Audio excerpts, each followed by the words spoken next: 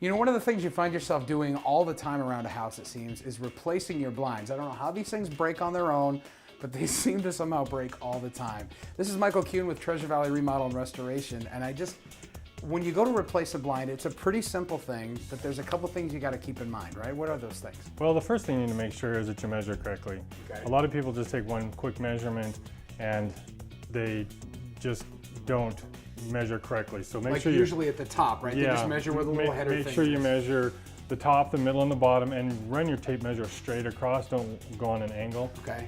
Give the exact measurement to the person cutting the blinds. Okay, because when you get there, they're going to take your measurement and they're going to make them shorter for you automatically. Because they're trying to make a little bit of tolerance for the on inside each of side. the windowsill. Correct. Okay. What you want to do then, though, is give them the most narrow measurement of those three. Correct. Is that correct? 3 measurements. Give them the smallest one. They'll figure it out for you.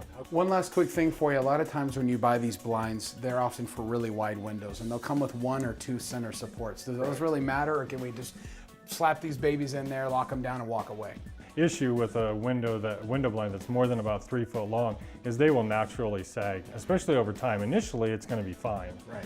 But as the time goes past, the middle sags, and then they'll literally fall right out of the brackets. So listen, if you want any more tips like this on repair inside or outside your home, and more great tips from Treasure Valley Remodel and Restoration, just visit lovewhereyoulivetv.com.